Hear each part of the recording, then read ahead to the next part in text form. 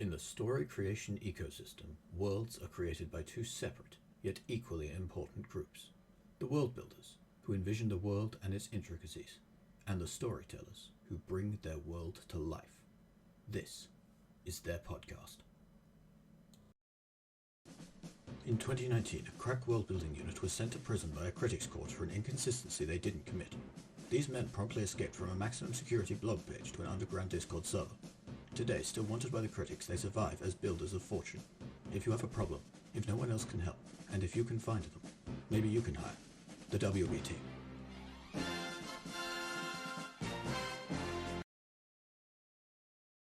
Hello everyone. Relevance of food. Today we're freestyling. I mean, if that's a question you want to discuss, Daniel, then by all means, it is. No, I was just eating sushi, that's why I came up with it. I mean, it is an important question. It is a serious topic though, but maybe not today. Wait, what topic? Food. Food. Specifically, the door sushi. to the soul. I bought a pack of 660 assorted pins and clips today. As in paper clips and corkboard pins Fascinating. and that. Yeah. I got my contract for my internship next year. Yay. Internship? Right. Doing what? Yeah,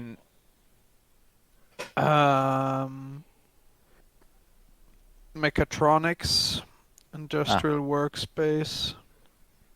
Mechatronic Don't know engineering what or exactly yet. engineering or technician? Well, work? mechatronics is mechatronics. You know the origins of that word?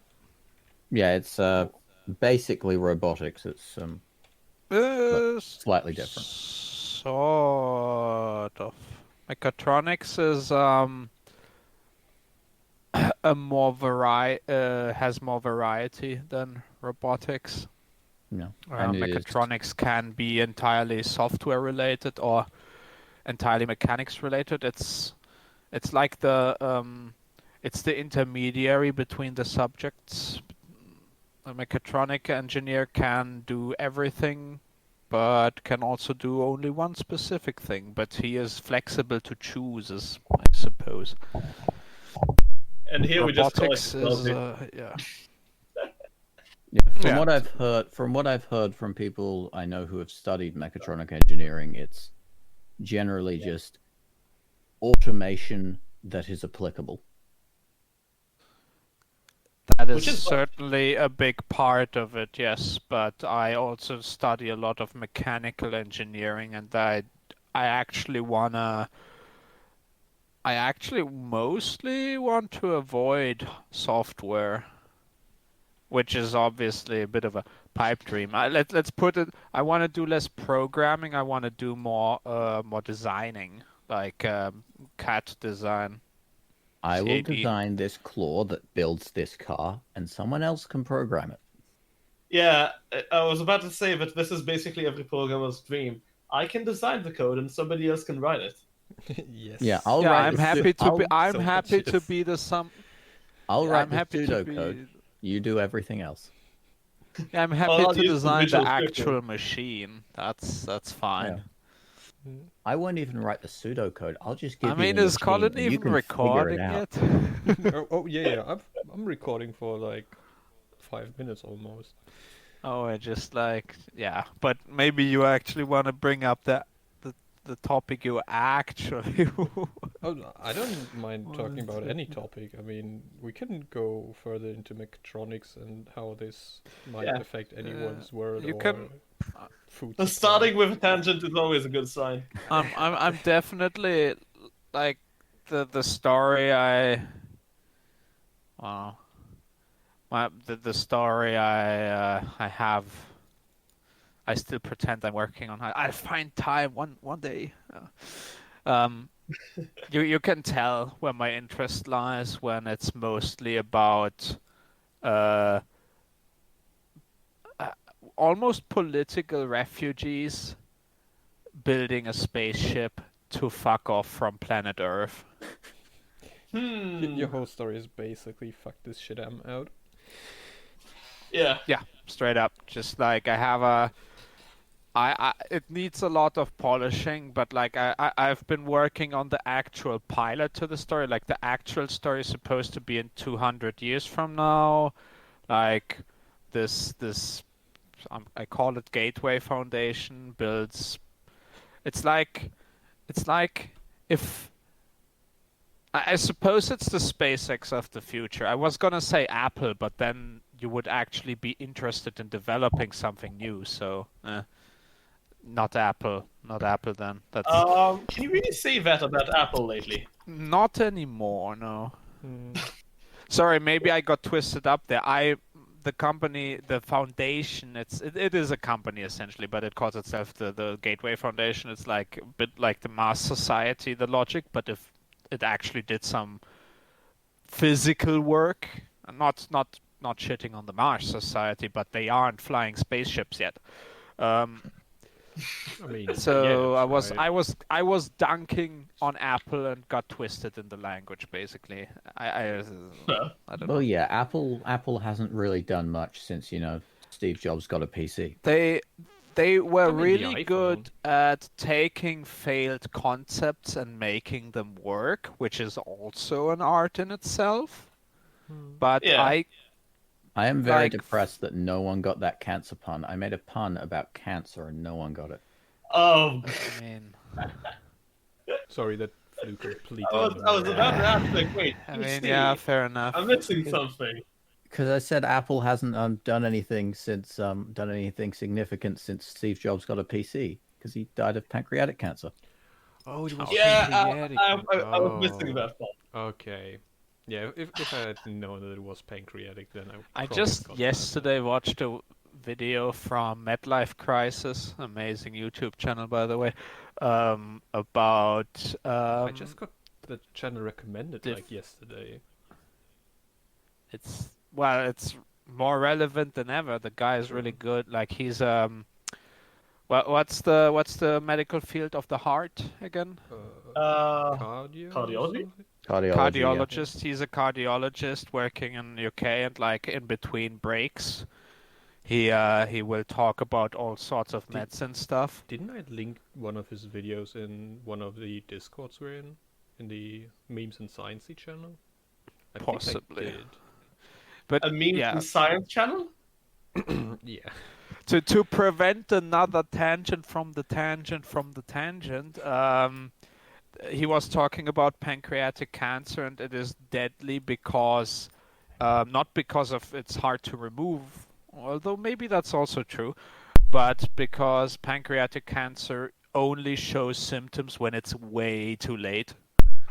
Yeah. Like that's the nasty bit. Like some cancers are like, hello, I'm here, but you have 10 years to deal with me. Pancreatic cancer, no.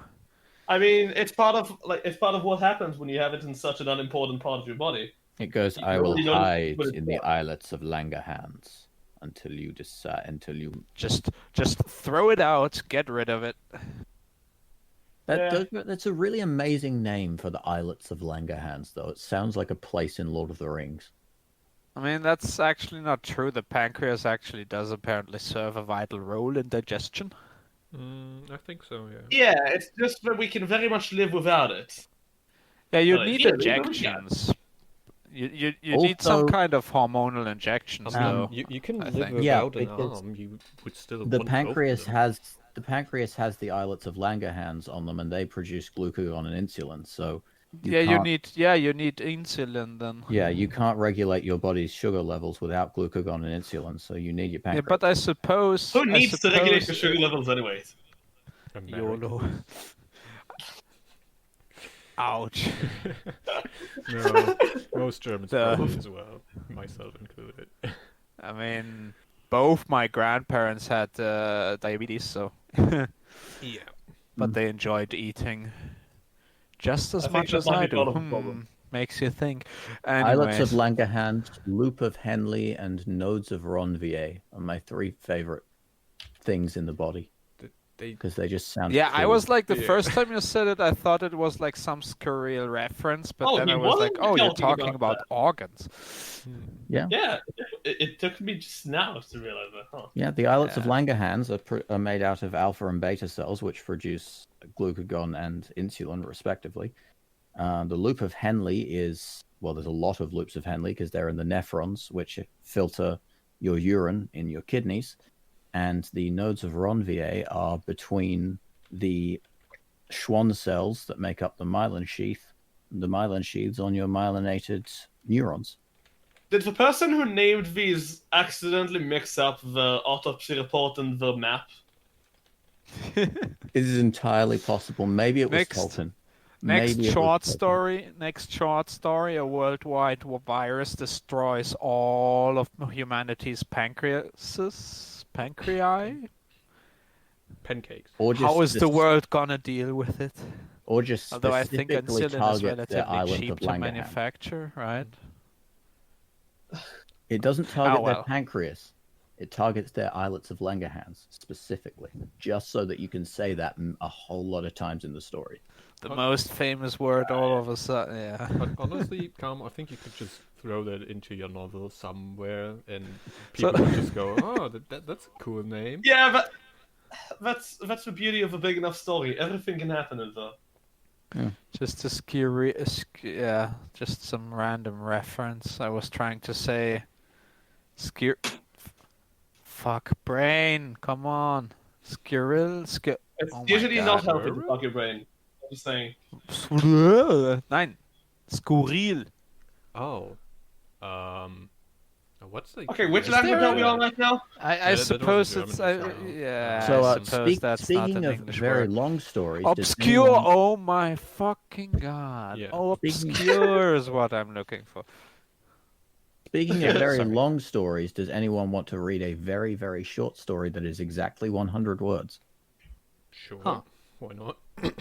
Just to make another tangent.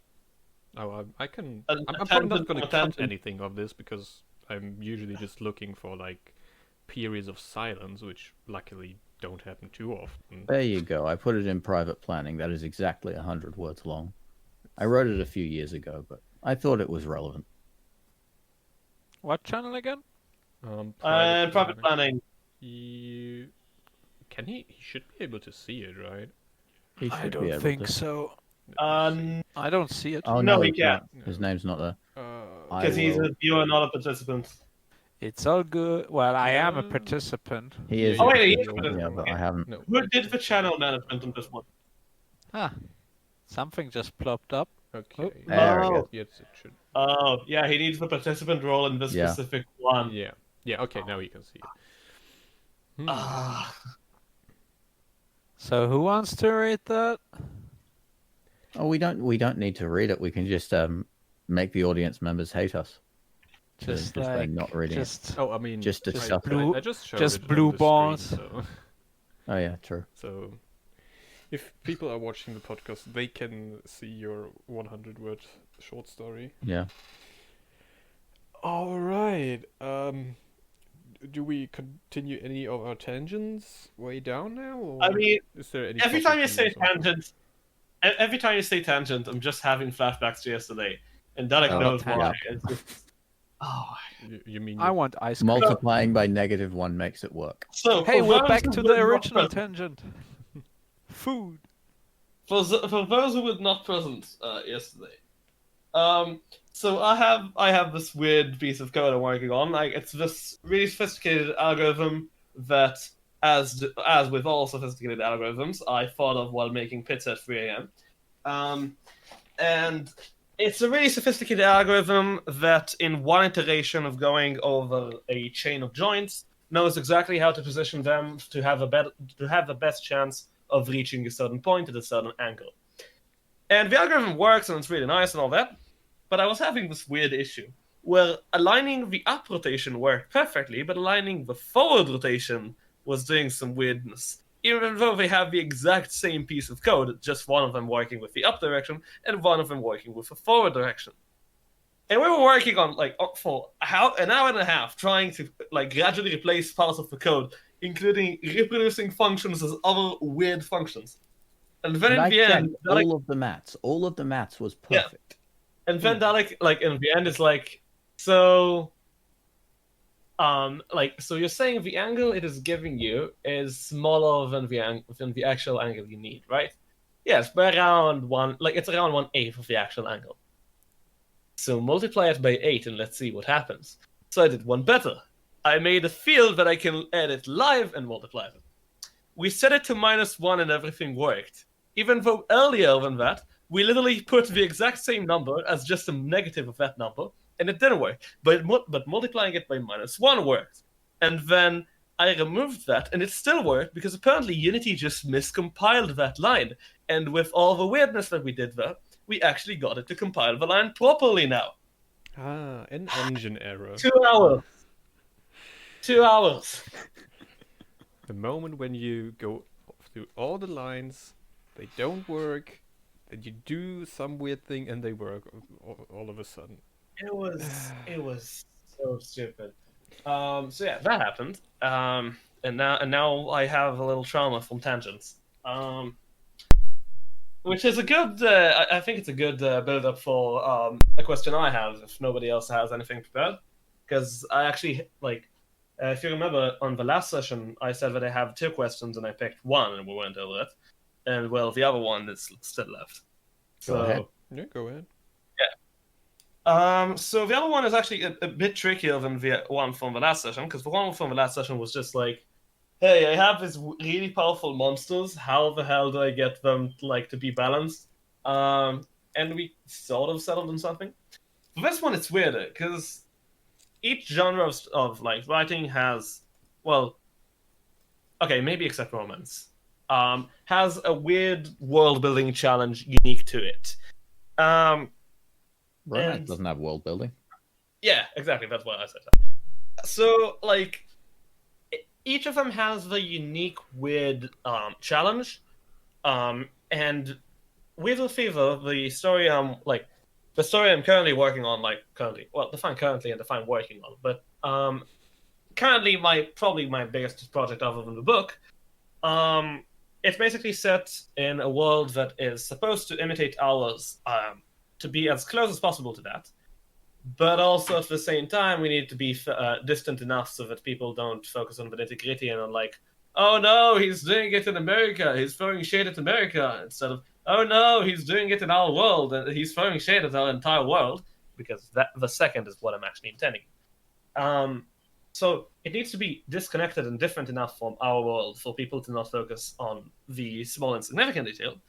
But at the same time, it needs to be close enough that people feel like this is something that could be happening in our world right now and they just don't know it.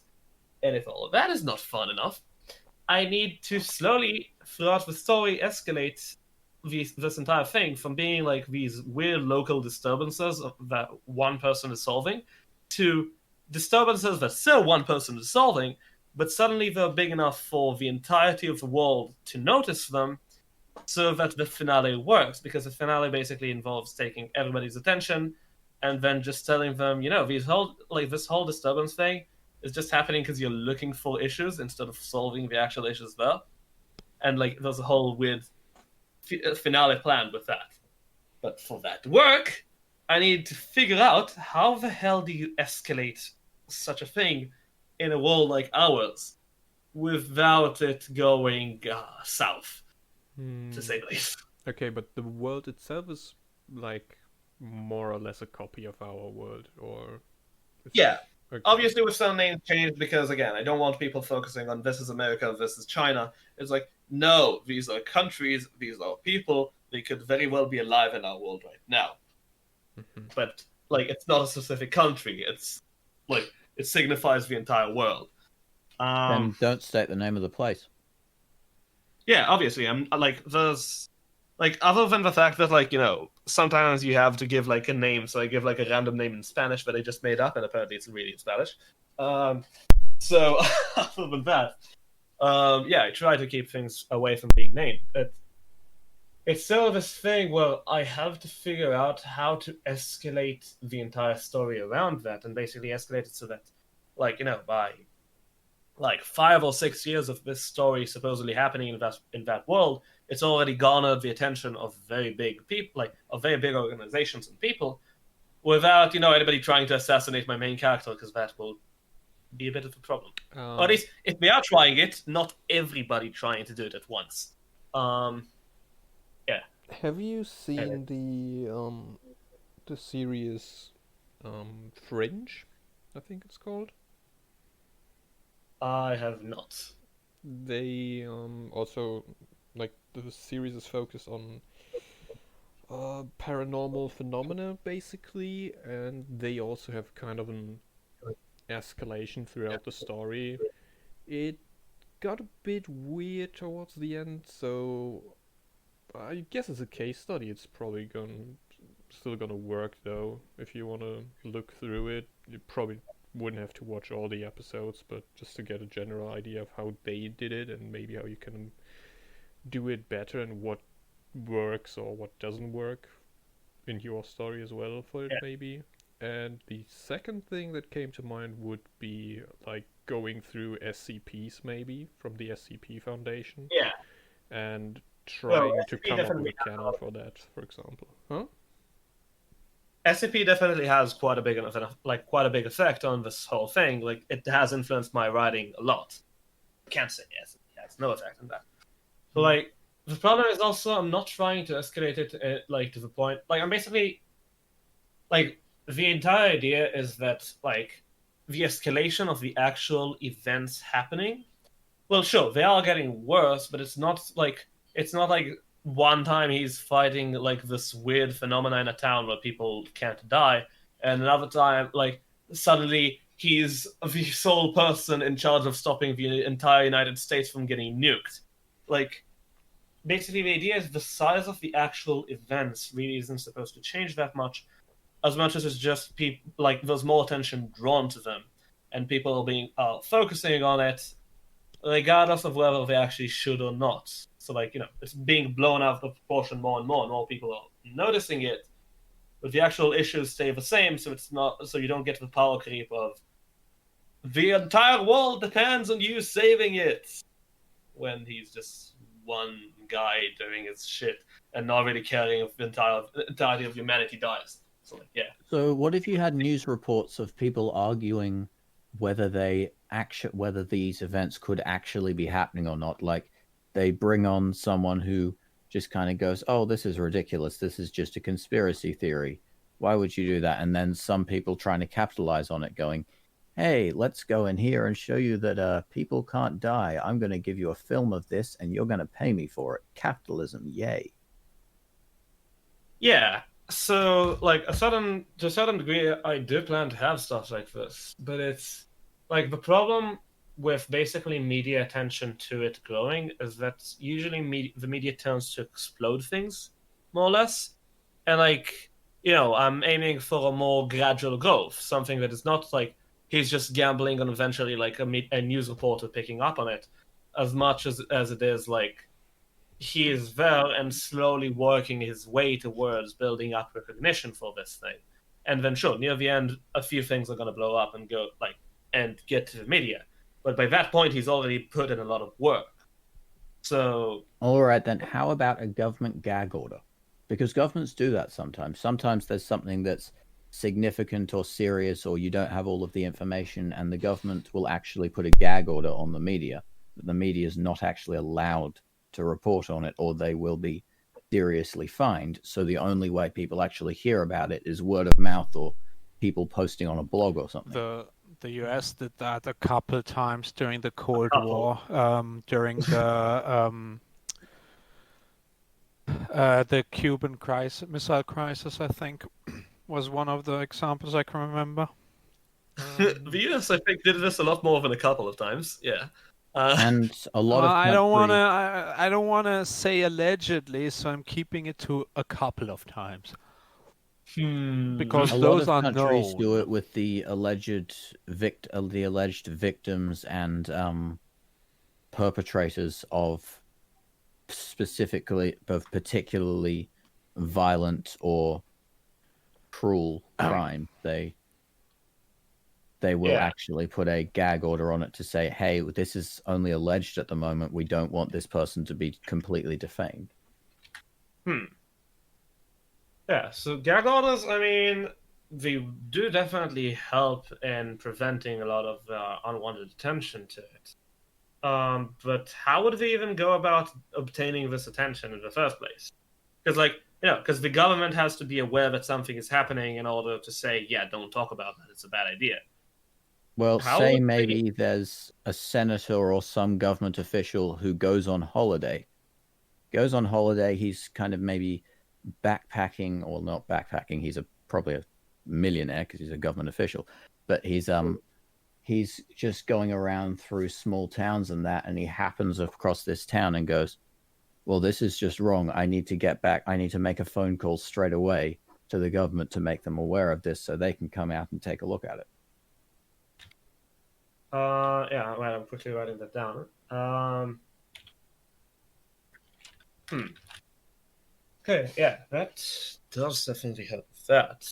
The thing is also, once you have like a government's attention there, well, and also the supposed no attention, how would you go about, because once he has that, he still needs to basically escalate it enough to the point where he can have a proper public hearing with them.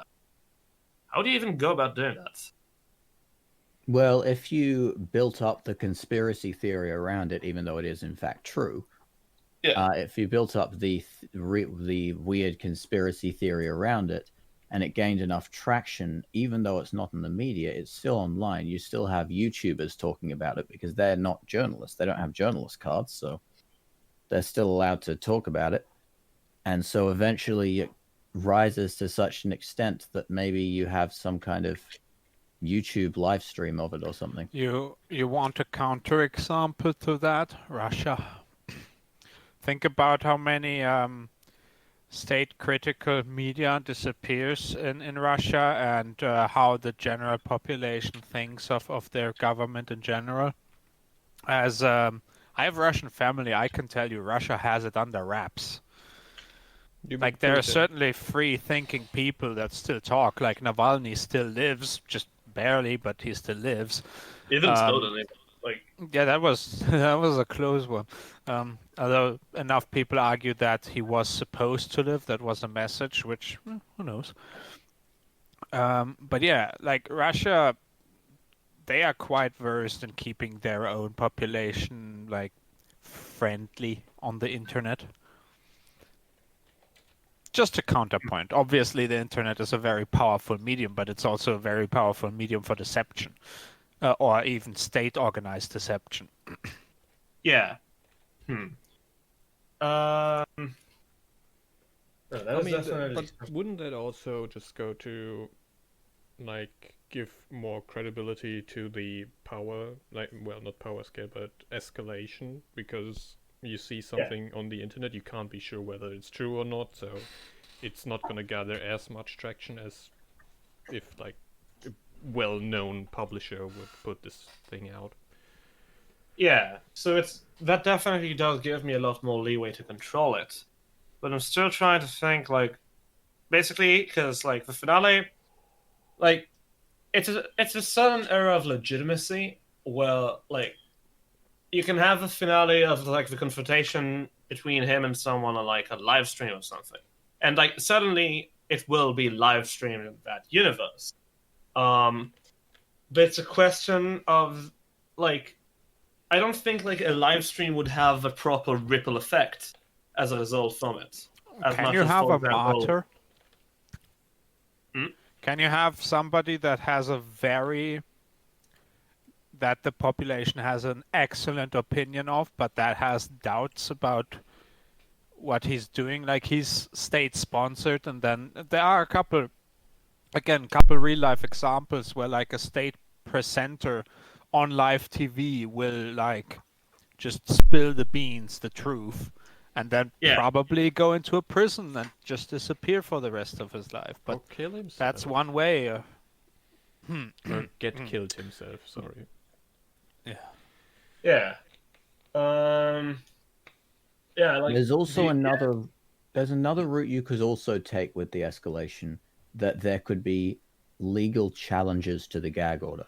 Like, there are a whole bunch of journalists getting together going, this is in the public interest, the public needs to know about this, and continually petitioning the government of it until eventually they get it to court, and they get it to the highest court in the country, which might be the High Court, might be the Supreme Court. It's named The differently. law depending on the country. wins in the end. And eventually they win such that the gag order has to be removed under freedom of information or whatever. I mean, while the law somewhat is. laborious, that can be a satisfying way of doing it, because in the end, it's not the state that wins, it's the law that wins.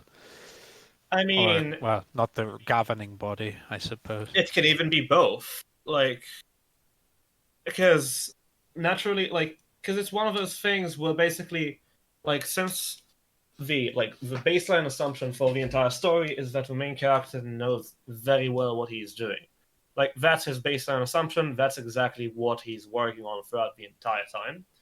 So, like, he wouldn't just take one path of, oh, I'm just gonna get enough people to know about it until eventually it breaks free. Like, he could very well be trying that while also getting, like, casting seeds of doubt with journalists trying to say, wait, we actually need to know about this.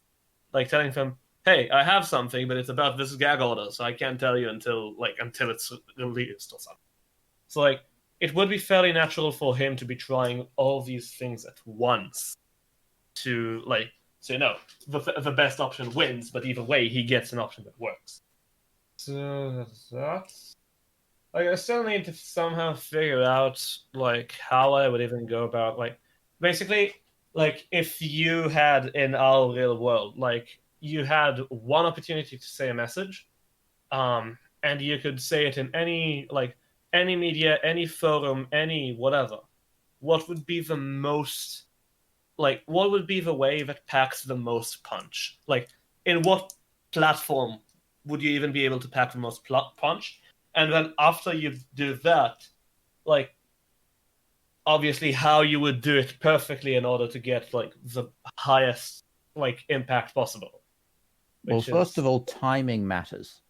Yeah, You have obviously. to pick a moment. Like, there's a He also famous... controls the escalation to it, so he can pick the moment a lot better than, like, a rando with just one day of fame. There's a famous case in Australian politics where Gough Whitlam, an Australian Prime Minister, was dismissed from his office under dubious circumstances. And after he was dismissed, after it was announced, there was a huge crowd there that had gathered because they were hearing the news. And at that moment, he decided he would step forward because there were media cameras there. There were people all gathered around.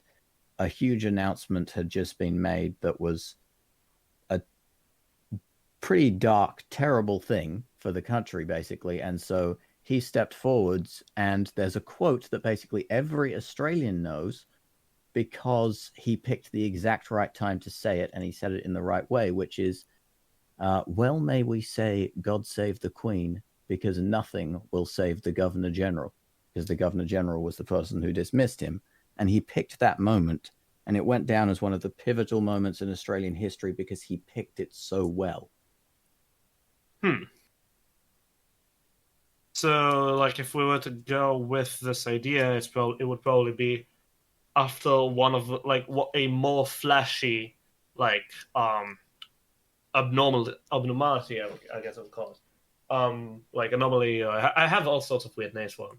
So after a very flashy one, where everyone is slowly learning about it, then, like, not necessarily immediately, because obviously he needs some time to arrange this, but, like, that would be when, hopefully, like, the floodgates break, and he gets the first message out. Yeah. He gets a moment, he just gets one moment where he goes, okay, this is the moment, because something else has happened. I need to upstage this right now. And I need to say something iconic, and I need to make it short and sharp and just absolutely brilliant so that absolutely everyone knows about it. Yeah. So, no, that definitely does help, but I'm still trying to think, like, because obviously that would be a good way to get the first message out and to, like, get the general the general gist of things are happening that shouldn't be happening out there. The question is, like, with that would probably be like the start of the final season of this. Like, it's all made to be like, it's all designed to be a TV series, and especially like, so like, it's designed to be a TV series, and particularly to be just like to have seasons and different themes. With the final season basically being like the escalation of this entire thing, like kicking into the final gear, and the episode before the last ending with the finale, with the last episode having a weird twist that I know enough about to know that I'm not going to discuss it, so that nobody will ever find this and go like, I know what the last episode will be. Mm. So if anybody's finding this from the future, first of all, congrats, and second of all, screw you. But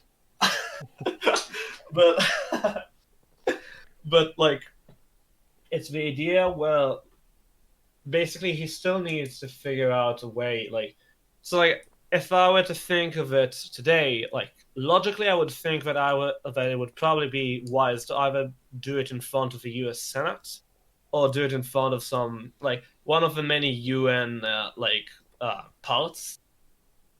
But then again, the US Senate is not really good at getting things trending live as much as like on hindsight, which would take away a lot of the punch from that. And nobody even listens to the UN anyways, so so that's not really an option. Yeah. I would argue that Carbon's proposal is probably the most cineastic. Yeah. Or cinematic. Yeah, cinematic is the word I was looking for. And yeah, if there's like a live camera showing him, then there's not really a way for them to cut it off.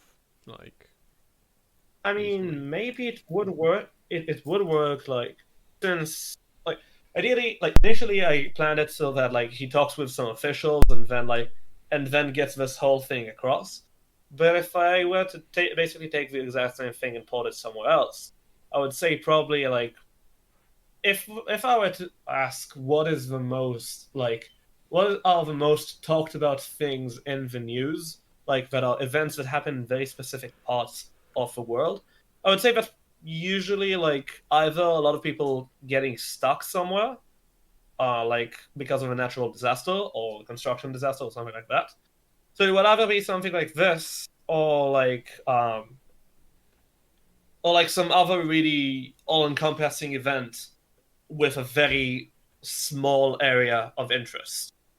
So, like, so for example, I would say probably one of the ones that are not a natural disaster. Some people might call it a type of disaster, but that's already more political. Chaz would probably have been, like, Chaz was probably one of the more talked about parts of the world when it existed in many parts of the world. So, like, but maybe you heard anything spoken from the people there. You never actually heard them speak. Yeah, but, like, I would say that probably in an area like that, where you have a small area of interest, so you can't miss it, like, so no live feed will be able to miss the actual message. But, like, so you have a small area of interest, but a lot of interest in that area. That would probably be the ideal place to reveal something like this. And, well, naturally, because of the nature of these anomalies, I can't arrange for something like that. But then also, who would he confront in such a situation? Because the idea is basically, like, from my experience at least, actual speeches, sure, you can have some really compelling speeches, but the most compelling speeches I find are the ones where it's not one person monologuing, but one person presenting an attitude that seems reasonable and sensible, and then another person completely shitting on it and showing just how wrong it is. I feel like those are a lot more iconic and stay a lot more. That's kind of also what happened with Gough Whitlam as well. Yeah. Because he had just been dismissed from Parliament, and then he walked out and just tore that apart. Yeah. So, and those are the most memorable, because now it's not one person controlling the rhetoric. It's one person thinking they control the rhetoric. You identify with them, and that's why the moment you realize that they're wrong, it's so much more impactful. So, but, like, who would he even confront, like, in a natural disaster? Like in a natural disaster area where where he's just helping there, who would he even confront? Well, say for example, a volcanic eruption has happened. So that's just a random example. Yeah. So say a volcanic eruption has happened. There's a shelter full of people who have run away from the natural disaster, and then the government in the area goes, "Okay, you've been here for 10 weeks now. We don't want anything to do with you anymore. We're shutting this down." And then as those people are leaving, as they're all outside, pretty much cursing the government officials who shut them down, push them all outside as they leave. So as they're leaving, they're just kind of booing them, going, "How dare you do this?" And then just With up on journalists all around, obviously. Yeah. And Yeah. up on the steps of like the housing that they were in, your person just steps forward and just speaks to the media people who were there, who's heard about the shutdown just a day earlier, and they happened to be there at that time. So he steps forward and just makes a very quick, very sharp speech. Also, one thing I'd like to point out as well, you're not gonna get a point in time where, like, everyone would be sitting in front of a TV and sees the speech. So... Not without preparation per se. I think it is possible with preparation. No, not unless you hack the moon landing. Yeah, I would say even with preparation, it's gonna be... Well, it's not gonna be almost everyone, but it's gonna be a lot more. Yes, it's gonna be a lot more. I mean, unless you set it during the first landing of the Artemis missions. So you know the Artemis missions that are going to the moon, they're going to put the first woman on the moon? Yeah. Yeah, that's going to be, I don't know if it's late 2020s or 2030s. 2024, I think I heard them say. 2024, okay. So if we you were talking about that with water announcements. Yeah. If you set it during that, then suddenly the news goes, "Oh my God, this terrible thing has happened, cut to this." Everyone in the world is watching that. That's being simulcast all around the world. The first woman walking on the moon. There's millions, maybe even 1 billion people watching it. And then something terrible's happened. They give you an introduction on, "Oh my God, this horrible thing's happened. We have to cut away from this moon landing. That's how terrible it is." And then that's when that's his moment to speak to the entire world all at once. And even then... Well, now that I think about it, like, I look at all these, and it seems more and more like this is also shaping up to be a theme for the final season. But, like, so the first season is the one I have planned, and I have a few ideas for other ones. The first season is, like, in that town where nobody can die. And so, like, each episode is basically themed around a different cardinal sin, and, like, a twist in that.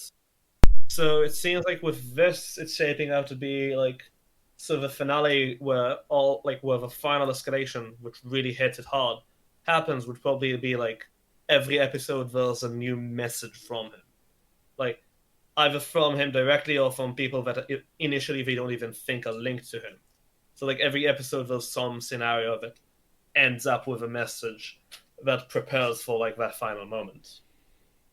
And then that will probably be the preparation also required for that near final message with the finale and everything, because then like he basically gets the preparation. He gets more and more people interested in this and trying to understand what the hell this person is doing, this person that nobody knows anything about. How is he everywhere and doing these weird things? So yeah, that actually sounds interesting. I would also like to point out that there's a fair chance of the public like going into a more antagonistic stance against your protagonist then. Yeah, obviously. It's the way I'm designing it. It's probably going to be like, so some of the preparation is going to get them very much against him, and some of them is going to get them very much for him. so that it's going to be this weird morally grey character, but officials are obviously going to be more against him because, first of all, some of the messages have them having a lot more to lose. But second of all, they're also very wary of, like, if he's this powerful, we don't want to mess. Like, not necessarily powerful, but, like, if he has this much influence, we don't want to mess with this too much, and we don't want to give him the stage to cause any more havoc. Which they're antagonizing him will actually play into his hands with the final message, though. Like, that's at least ideally the plan in it. Like, ideally the plan is that officials are going to hate him a lot more than your average person, so that his message has a lot more impact on everyone. It's funny. He's starting to sound more and more like a prophet, and I'm actually thinking of playing along with that. Because really, yeah, it would actually work fairly well if they go with that direction. Like, not necessarily an actual prophet, but like an analogy to that, at least. So, like, the authorities are being antagonistic towards him, and then due to that fact, due to their lack of action, a whole lot of people end up being killed or something, and then he stepped forward and then just said, "This is blood on your hands." Yeah, while also taking care of these anomalies, because he's the only person.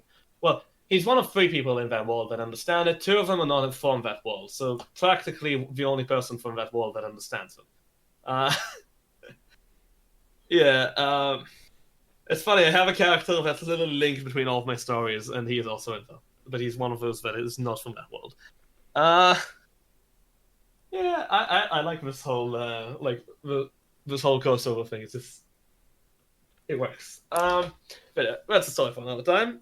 So yeah, but his the antagonism to him and his actions that are clearly for the benefit of the general public, even if he really hates the general public, should work with that. Yeah, so I still need to figure out then how, where exactly the final message will be delivered, because that final message is really probably the most important. But it makes it a lot less important where exactly it's delivered, I feel. If we just know where it's going to be delivered, I think it's going to have more impact than any UN meeting or US Senate meeting or something like that. Because it's just going to be him talking directly to the people instead of him talking to some officials and some TV feed that he has to use the very stereotypical trope of having his friend stop them from cutting the feed by stabbing the guy in charge of cutting the feed. Because nobody's ever done that before. Yeah, again, I'm sorry if it sounds a bit like rambling. It's very weird to actually talk about the final message without saying exactly what the final message is. And yeah, so I'm trying to basically keep it in the dark, but also keep it within, talk about it enough so that I can discuss it. So if it's sounding extra weird for me, yeah.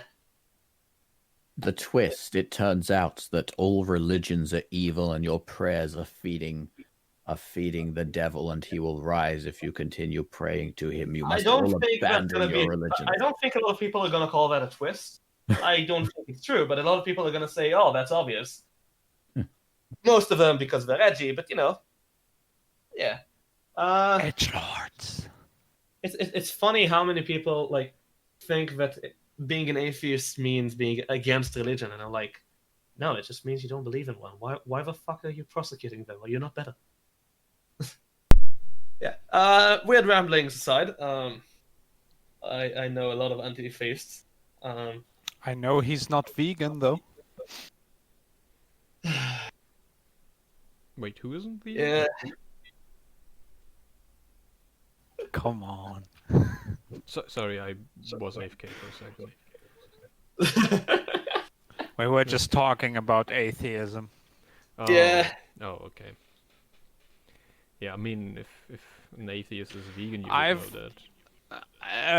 I mean, just to be fair, and out myself as well, I was a bit more aggressively atheist, religion is stupid. Now I am very solid. I don't give a flying fuck.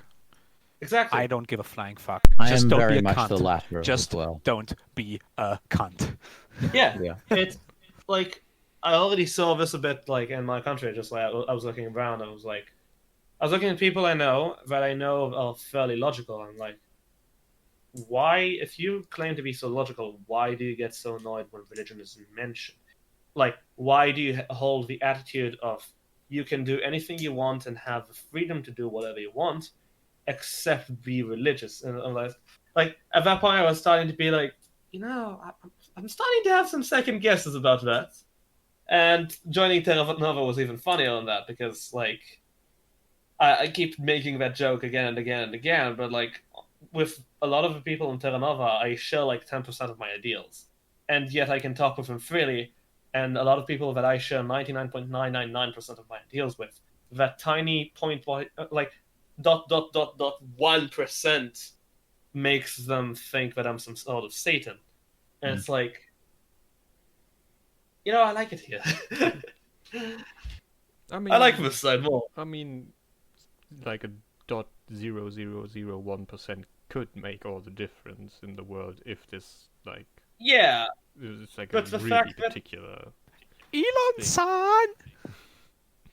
But like the fact that I agree on so little with so many of people in Terra Nova and I can talk with them freely, and I agree on so much with many people even in my school, and yet that tiny bit that is not even that important. It's really just being consistent with their logic and they aren't. It's That's- not so much about agreeing on things, and it's more about not screaming like an inconsistent fuck. Like Yeah, there are and plenty also of knowing how people. to disagree. Yeah, there are plenty of people that have very differing opinions, but still can talk like normal humans to each other. Yeah. And then there are people that try to kill each other over what, I don't know, Caricature? who's the best waifu, whatever. Yeah, weebs are very fun to make fun of, but like, yeah, they do represent wider phenomena in society. It's a really fun thing. Just an example. Like there are some, Yeah. I can't think of one right now, but there are like some really stupid examples in history. Also coincidentally linked to religion most of the time. Oops. Yeah. Where like just a slight difference wasn't. Fuck, there was a story where like, or was that fiction? That could have. Oh my god, that was a Star Trek episode. I think that or Stargate. One episode where there were like two warring factions that just didn't agree what their like is, if Saturday or Sunday should be like their religious day, and they were killing each other over it. Which series was that? That sounds I'm getting familiar. I history wonder mixed who up would with probably say sci-fi. that. Great job. This might as I well wonder who be. would probably say that. This might as well be history, to be honest. Well, a really Yeah, good it's historical probably example stated of that. very specific phenomena. A really good historical example of that is Henry VIII going, I want an annulment to my first marriage, and the Pope going, no, and him going, time to schism the church. Yeah, which is a completely rational and escalated response. Yeah. Almost like my neighbor, where it's like, hey, your rabbit is eating our grass. I will burn your house down. What? Well, A natural and sensical response. Yeah. I think he stepped over a few steps when it comes to the progression of escalation there. It's you don't understand. It's so extreme. The escalation is so extreme that it looks right back around to being normal. Okay, do we want to One go small further dis- down the tangents, or One small decision of my local council annoyed me. I will immediately go to the Prime Minister. Yeah. That's called a Karen, I think. So Yeah, do sorry. we want to go further down the tangents, or do we want to Have we discuss done another anything topic? but tangents? I don't think you've said so far what your actual topic is. I mean, we've been talking about GURPS question for some yeah. time now, so I mean, I do it's have a lot time more to questions suppose, about yeah. that. I do have a lot more questions about that world and like other parts of it, but like, yeah, we can like if someone has something else planned, then I think it might be better to go with that first. Because wait, I can go over the world building for that world for a while. No, I think that goes for most of our worlds. So Fair. yeah. Daniel, do you have anything you want to ask or? The irony is, like, my ironic question earlier actually gave me a serious question. Again, tied in with like my love for real sci-fi. What would the future of food look like? Ooh, that's an interesting one. One. Well, Like, first of all, efficiency. Maybe, would be the maybe key. not. Efficiency, first of all, would be the key because you need to feed a lot of people. So Yeah. you need to be efficient. not if we had World War III by then. I mean, then you wouldn't need to be efficient because everyone's dead. Yeah. I guess it would kind of depend on how you envision the future. Is it an apocalyptic wasteland, or is it like more and more people, or is it? Well, also, farming underground might be worthwhile in the future because there are ways that you can pretty much.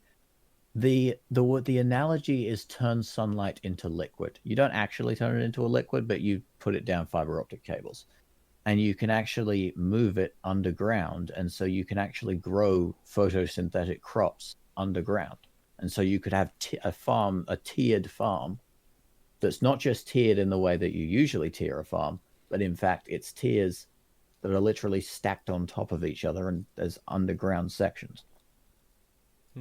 Yeah. I would So- agree. And there are Maybe- experiments that are doing that already. Yeah, then. Another question about sustenance is also like once you have the ingredients, like how do you go with them? First of all, do we have some do you plan to have something because so for example, let's take drinks like food shakes basically. That's been a fad for a while now because people have been talking about it for years. One of the main problems with it is that our digestive system doesn't need some solids. Well, not really need as much as it. Generally, it is a bad idea to not keep your digestive system too busy, because then it just starts eating itself in boredom. Yeah, that's gluconeogenesis. Yeah. So did they find a solution to that? Because if they did find a solution to that, there would be nothing stopping people from, at least for general sustenance, just using drinks. So did they find a No, solution? I disagree with that heavily. Why? Because I tried it and it's terrible. Food is as much for the soul as it is for sustenance, and as long as you stay human, that is not going to go away. Again, I said for general sustenance. Obviously, people are going to want to eat some solids, but it's the idea If you're of, going full dystopian, then yes, you can do it.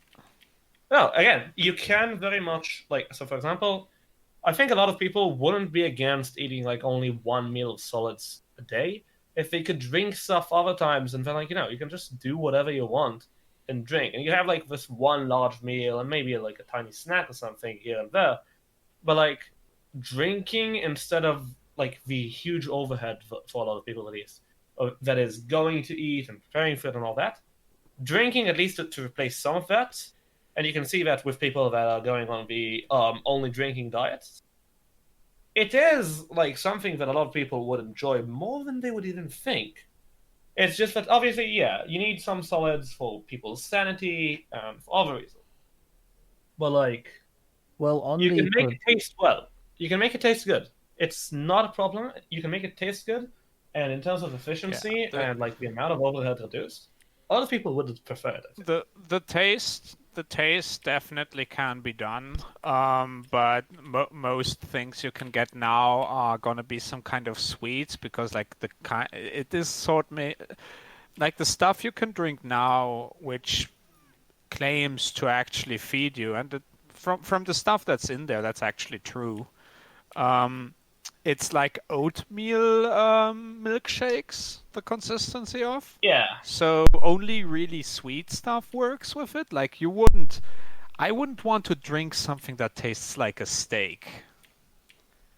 I mean, Yeah, no, again. kinda.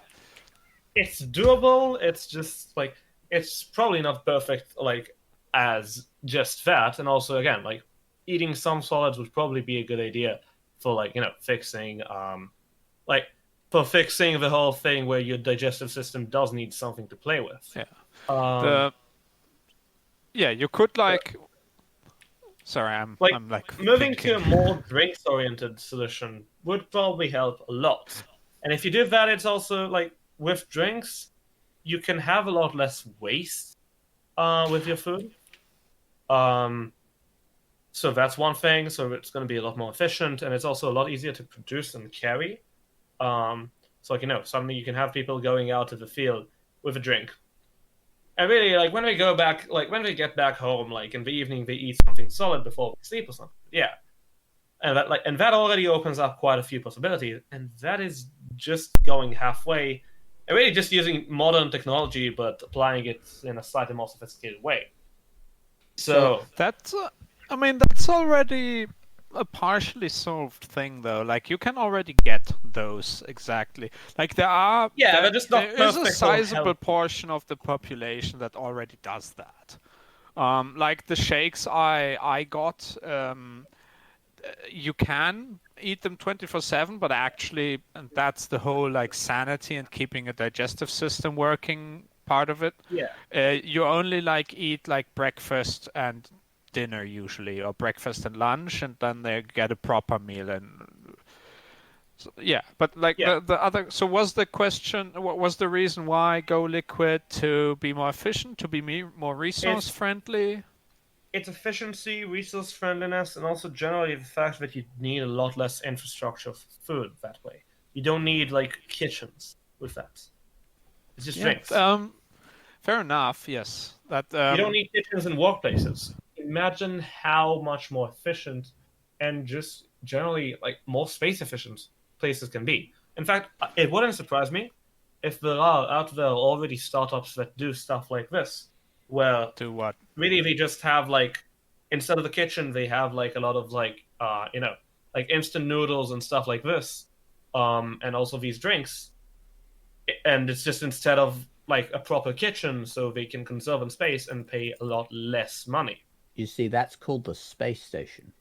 I think Okay, yeah, wherever you could get away with getting a kitchen, people would want one. So I would argue that on Earth there's likely not a huge change in how housing would develop, and also probably more common than it is nowadays, liquid drinks for sustenance, but I don't think it would replace like proper meals that are actually fun to eat in the future as well. It probably won't replace entirely, but it would certainly make things a lot easier. And with stuff like instant noodles, you can probably handle the hard stuff. So backtracking about 5 tangents, on the topic of preventing gluconeogenesis, or ketosis as it's more commonly known, although gluconeogenesis is more correct, it is an endocrine response, not a neural response. So technically, if you could just block the specific enzymes that cause gluconeogenesis, then you could prevent it from occurring.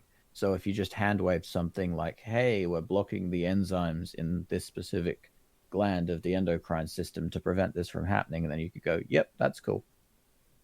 Yeah, just regulating them externally because of that. Yeah. One question I would also have for like how food and things would be handled in the future is, how would it look like logistics wise? And basically the question is then, how many people could Earth sustain? Like, is there... So, I've done for actually, because just general interest, but also part of my story, I've done quite a bit of digging into this topic. I've also read a really interesting paper that went very into depth about the whole thing. I was actually like, well, not really there for its creation, but I was like reading the preliminary versions. It was so the general gist of it, but this definitely helps Earth-based food as well is going to Mars. You obviously can't take that much stuff with you, so general rule, you try to make the heaviest stuff at location. So, right. So we assume, I'm talking out of the author's perspective of that paper. They assume we have Starship flies, SpaceX Starship flies, so we have that volume to play with. How much can we fit in there so we can get as many calories as we can sustainable on Mars?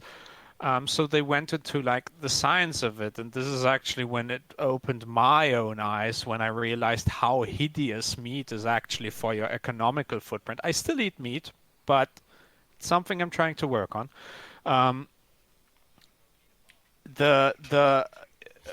The way a normal American, so this was obviously an American author, so he took American statistics. I don't think it's going to be that much worse and that much better in Europe, to be honest. Like Americans get a lot of shit, but they aren't the only fatties. So yeah. Actually, I think Mexico is actually more obese than Yeah, America Mexico now. is statistically fatter. They That's or outsourced. used to be, anyways. They outsourced their obesity. Yeah, outsource. So they cut out meat entirely. Basically, there is no room for meat in space. At least not for a very long time. There just won't be. It's going to be maybe a luxury project, but that's it. So what they did is they picked a variety of crops. You never want to focus on entirely one crop.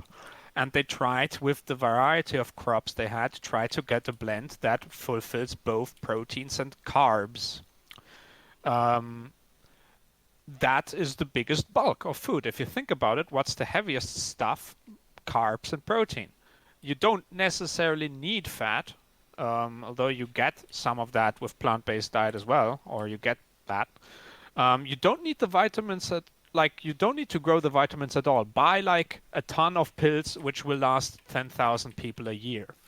Like just get your vitamins in pill or powder form or whatever. It's gonna last you a very long time. So basically, they narrowed the problem down. Okay, we need to sustainably make plant-based protein and carbs in the volume of a starship. So also, the thing we take with us is water, because the general plan on Mars is that water is harvested. And we take in, obviously, the air. There's plenty of CO2 in there to go around. Needs purifying, needs heating, needs compressing.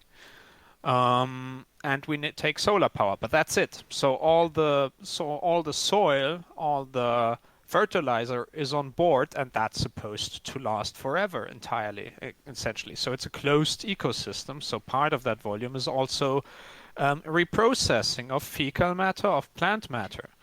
And they actually came to the conclusion, and that just blew my mind, that just the calories, I'm not talking about vitamins because that dramatically increases the amount of space you need, but then again, like you can't have 1/4 of an apple tree, right? Actually, you sort of can, but let's cut that out. You can, but you don't. Small apple tree. You sort of can. I actually have a balcony-sized. I actually have a lemon tree that's 1.5 meters tall, so it's not entirely true. They came to the number of 40 cubic meters to feed a person indefinitely. 40 cubic meters. The average American needs 15,000 cubic meters. And that blew my mind. And that's with technology that exists. Obviously not the Starship yet, but everything that went into that container that fits into a Starship either already exists or is going to take like 5 years to design. Not develop, design. The technology. Yeah, so that's 50 years to develop. Well, the development is done, is what I'm saying. It just needs to be put in the right package. So they didn't try it. They haven't designed this. They don't.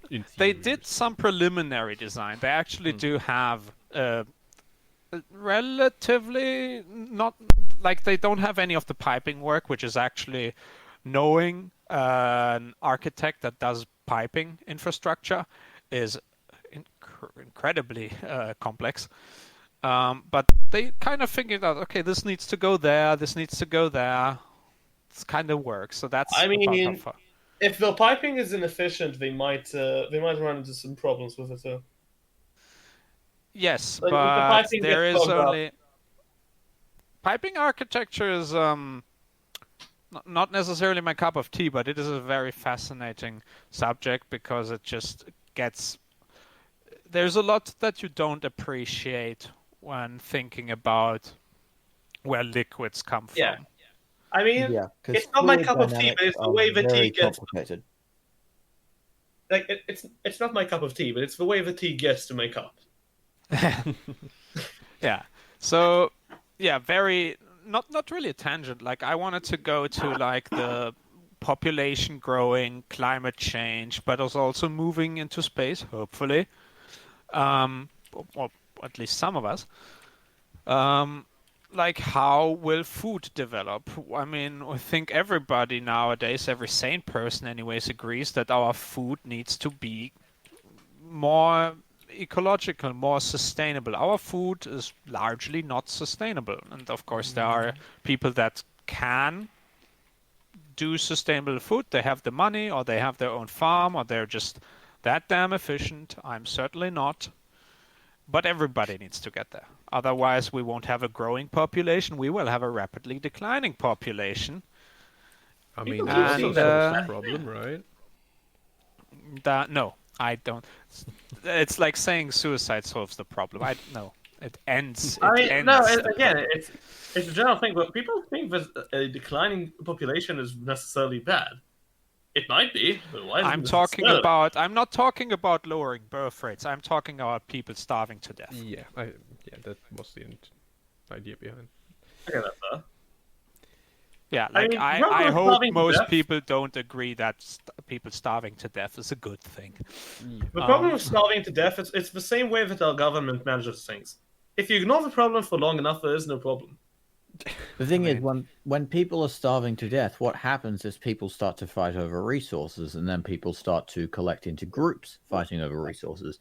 Then people Yeah, start but if you to That's can't already eat, happened. you can't have militias. I mean, fights. If you fighting want to over go on a resources. quick tangent there, that's already totally happening. It's just more Yeah, it civil happened. for now. It's just more civil for Like now. there was a genocide in Rwanda in the early 2000s that was almost certainly brought on by a lack of resources. We are I mean, that's how most of at people there is a very fascinating a read from 2008-2009 was actually recommended by another friend of Colin and me. The Ecocentric Future is its name, from 2008-2009. I don't remember the author, but I'm sure we can find that out.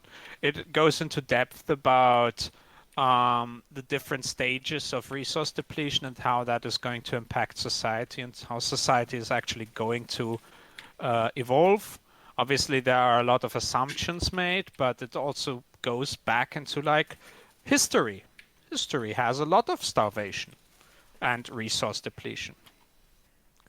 Kind of lost in the tangents now. Yeah, food. How is yeah, that we going started to with food. develop? We started with food and then we ran out of food, which is exactly why we reached resource depletion. I mean, to be fair, I did kind of ask a loaded question. The future of food, you will automatically come to like a resource depletion, and because it's just one big part of it. It's basically one question filled with a lot of So- tangents. Yeah, there are maybe a different question that actually goes slightly back more to society. I think there are cultures which general food palette is much more suited for the future because they have a very resource-friendly, local plant-based diet. Like, and funny enough, those are like the countries that we consider poor because our food is honestly decadent. Like, even a poor European eats. Actually, the irony is the poorer you are as a European or Westerner, that the worse your food is to the climate. But yeah. The general European and Westerner in general will their food will be worse for the environment than than some poorer African country or a lot of the Asian countries that are very vegetable based. I Also don't very know how it is utilitarian. with India, but I think they would actually kind of like, at least their recipes would survive. Like, So as an Australian, I have to slightly disagree that it's bad for the environment, because technically in Australia we don't have an environment, we have a hellscape. So it's bad for the hellscape. you're just simulating Mars already. I mean, Well, you Mars make is fun of that, but cold, I'm pretty sure. I'm pretty Mars sure is that. cold. So I need to jump in real quick because I think it's really cool that I came up with it. I'm sure somebody else came up with it. I'm sure it's not as clever as as I think it sounds. But if we keep going the way we're going, we don't need to develop the technology to live on Mars because we need it to live on Earth. Okay, but that's I it. mean, Let's continue. I'm pretty sure, like, on the tangent about Australia being a hellscape, like, I'm pretty sure that like something like, I don't remember where exactly, but they were building a facility somewhere on Earth that was basically made to simulate Mars, and they found like I think it was in some desert. I forgot. I don't think it was in Australia, but it was in some like relatively desert area, where just they needed such a minimal amount of infrastructure to simulate how it would be to live on Mars, and like they were really proud of, like, yeah, we needed like zero effort, because just we took a part of Earth and it's really fairly similar. but they also had to build like a dome over it so that they could actually keep it at really, really cold temperatures. Yeah, that is the only part of infrastructure that they actually needed. The rest was Hot or fairly easy. cold at some point, the difference isn't really that relevant at some point. For mean, yeah, once you're dead. No, yeah. No, Well, I mean the difference, the difficulty, the engineering difficulty between very cold and very hot becomes. There isn't that much difference. It's very different in the process, but the actual like engineering difficulty is. I guess a Like problem some would would be- say hot. Some would say hot is more difficult because you have a harder time moving stuff. Some others would say cold is more difficult because you're gonna have to expend a lot more energy on heating. Yeah. Well, hot Yeah. technically is more difficult in the long run, because cold, you technically only have about a 300-degree area that you can actually go down to, because you can only Exactly. get to absolute zero. Hot, you can go infinitely higher. And you need to go higher when you're processing more complicated metals. I think what was aluminum's melting point? I think it was like it was Yeah, in the but thousands. you can do that. Yeah, but that's not necessarily an argument either for both sides. Like to go in a cold environment hot so you can smelt something is just a little bit more power extra.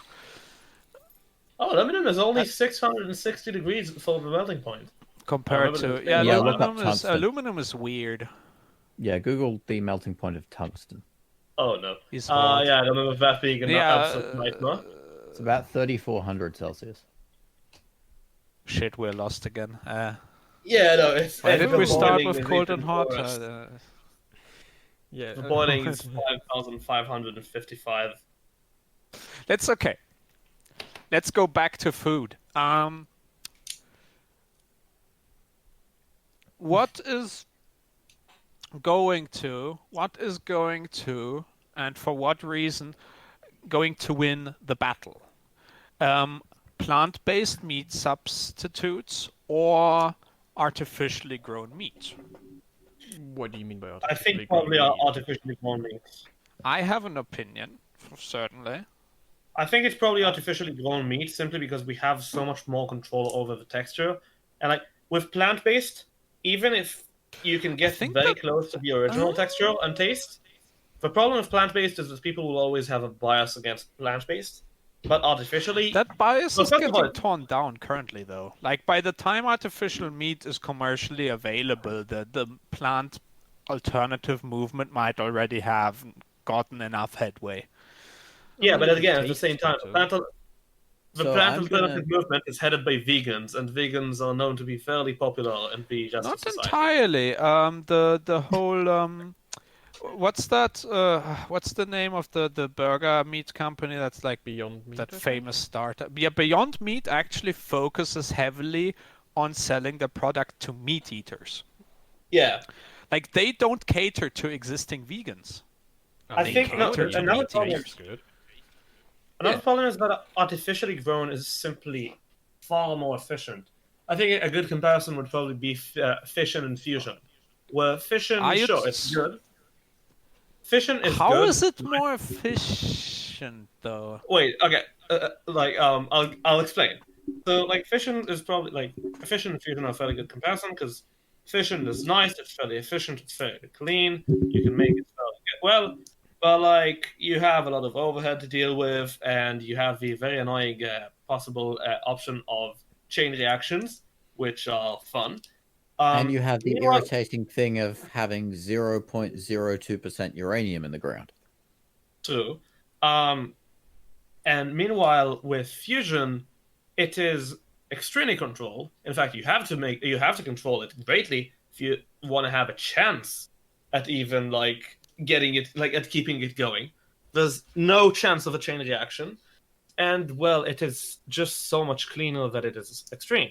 And like, so how does this analogy actually like work? Well, The plant-based, like the problem with plant-based, like substitutes, is really that at the end of the day, it's still a plant. Sure, we can like it's a very like it's a plant that it's a lot easier to grow a plant than to grow meat because growing meat requires growing a plant and then also a cow, and it is extremely inefficient because you get another chain of something processing it before it becomes food, like from minerals to plant to cow to food. And with plant, it's just from minerals to plant to food.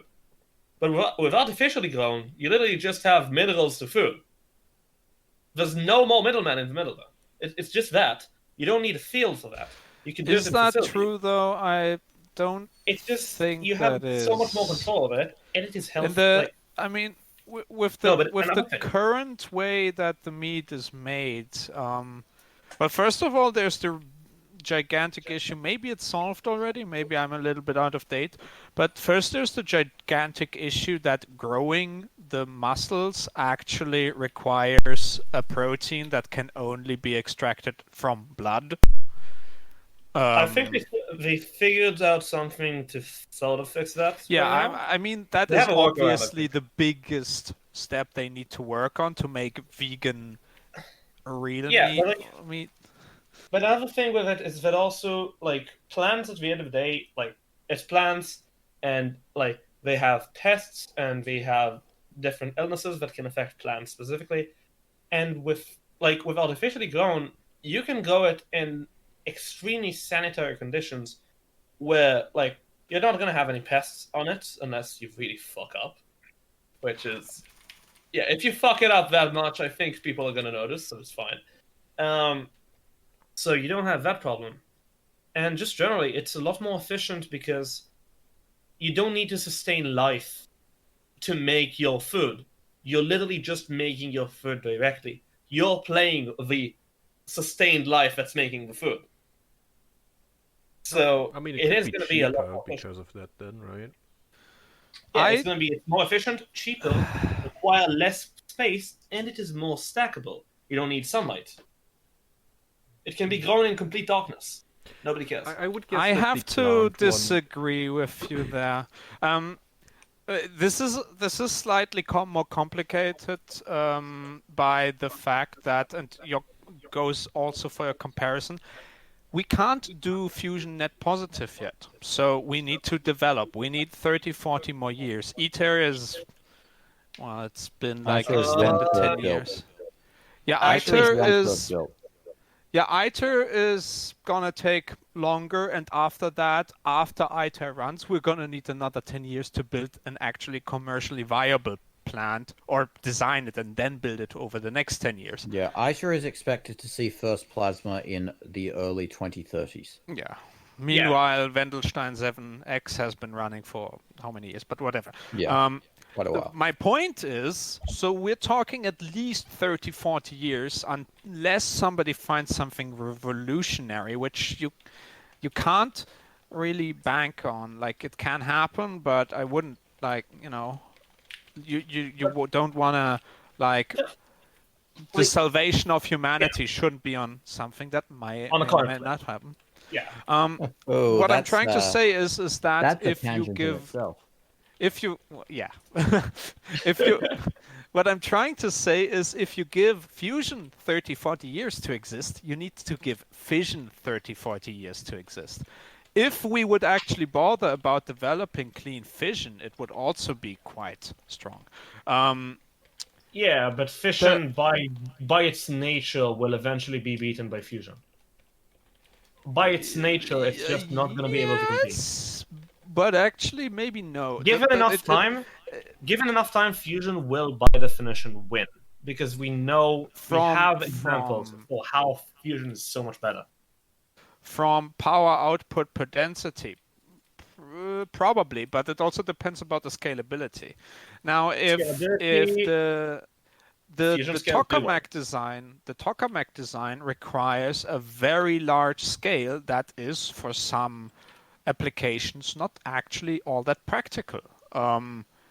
Like, you will require a tremendously huge tokamak to run power at economical scales. Now, the stellarator might blow that out of the water, and like impulse-based fusion might also change that, but we don't know yet.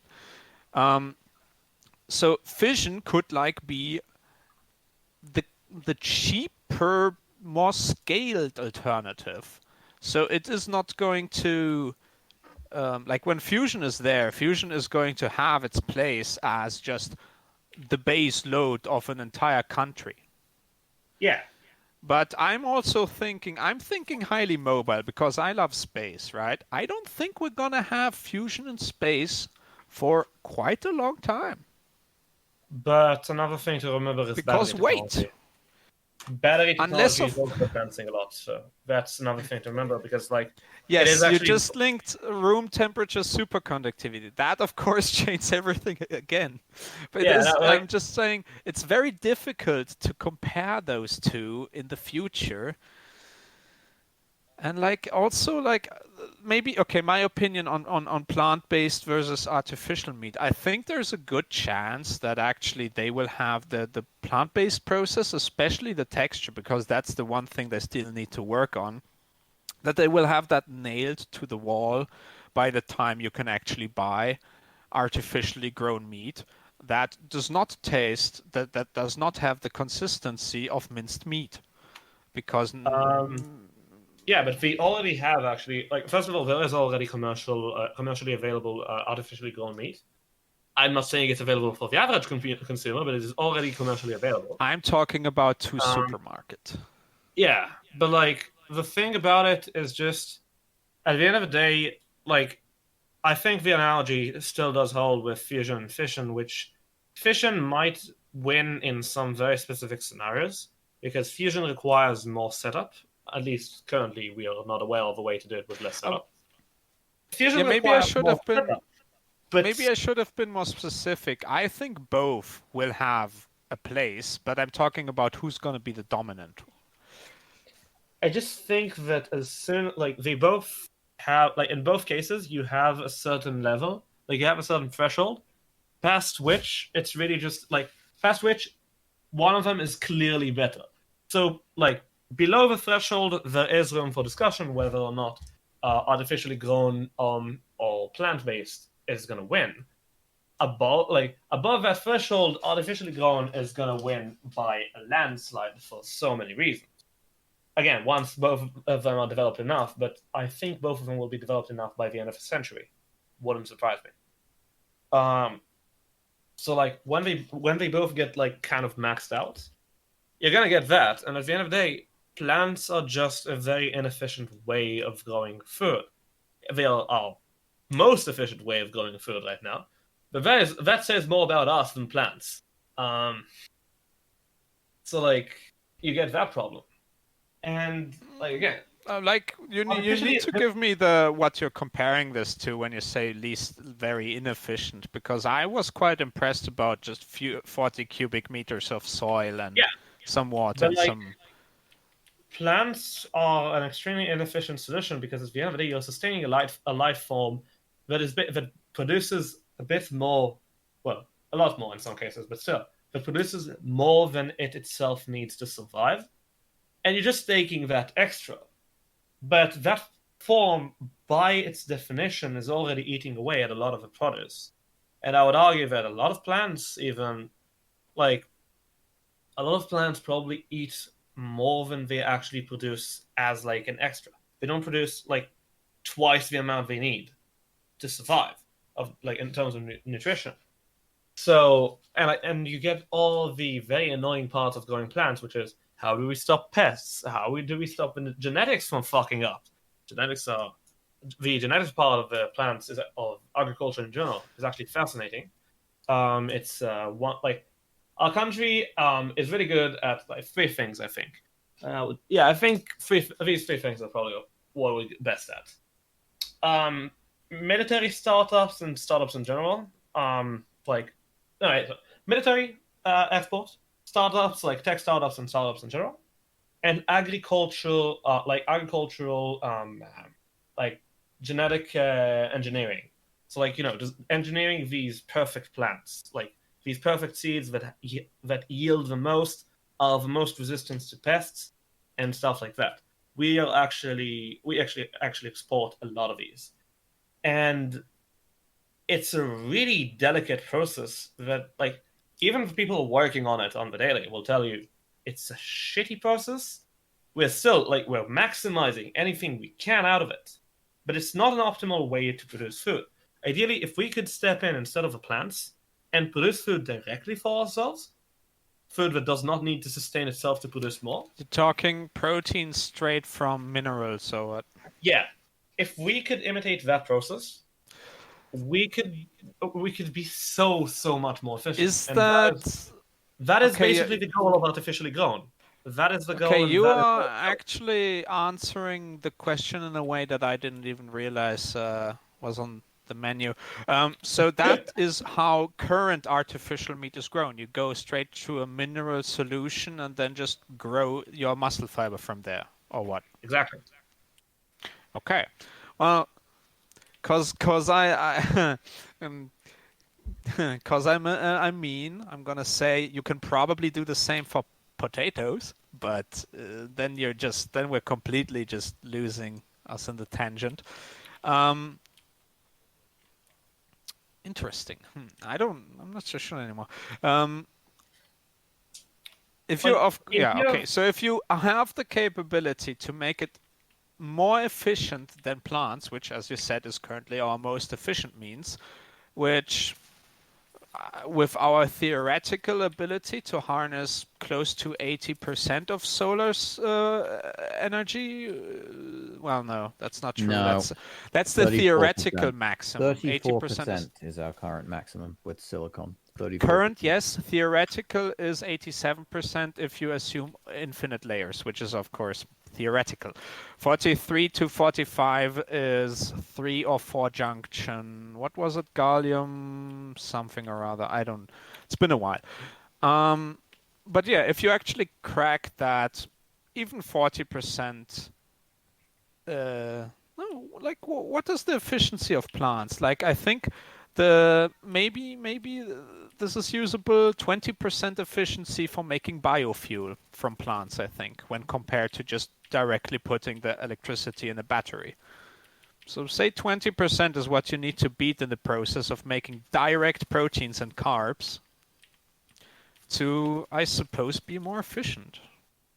Well, I suppose if you functionalized graphene to have multiple layers, because graphene is obviously transparent.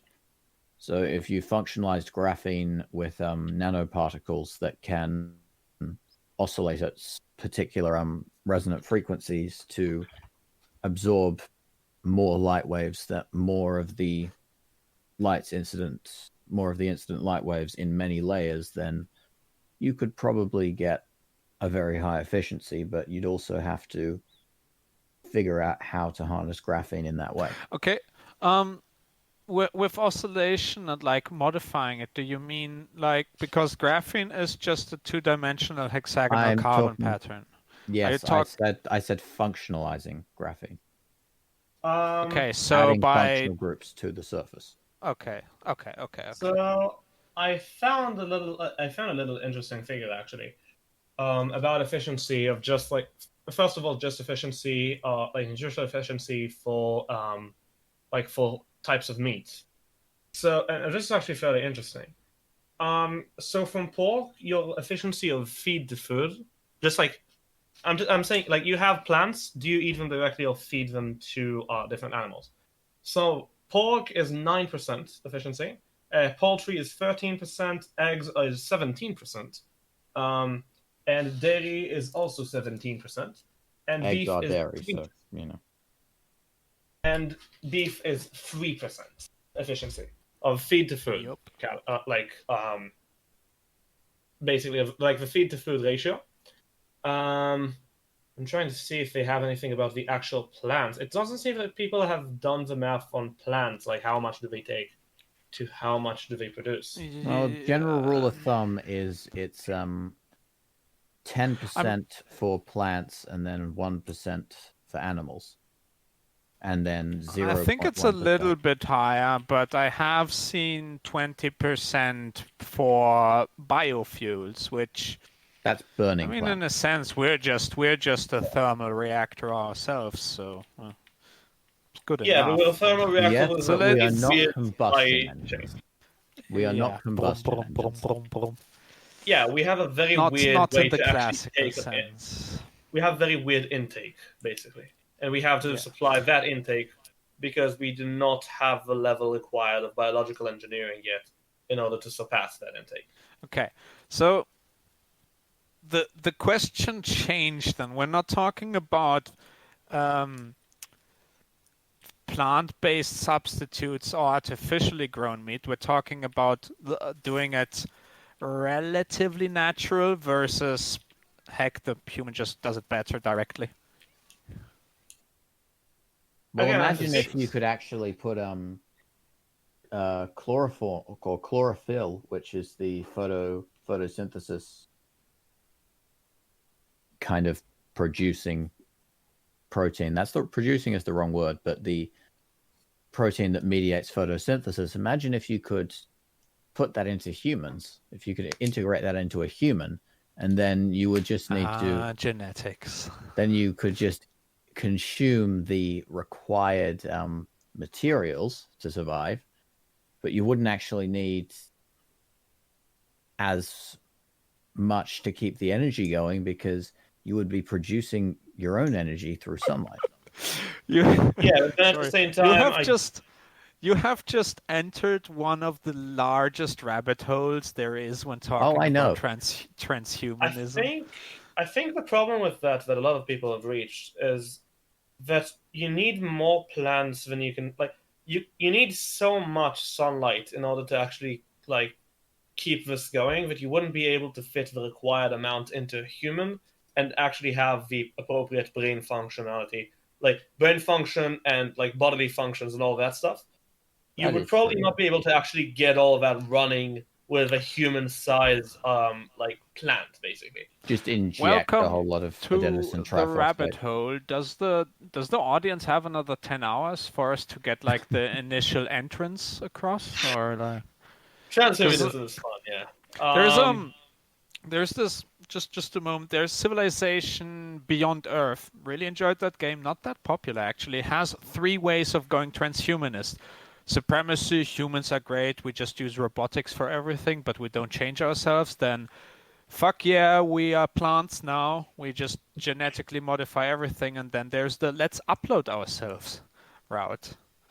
Yeah, which is a weird one. I guess we're talking about the biological, let's improve ourselves genetically, is what we're talking about. Yeah, because uploading ourselves requires trusting programmers. That's a bad idea. Never trust programmers. Most of them suck at their jobs. Especially if they say blockchain. Yeah. Never say the word. Ironically,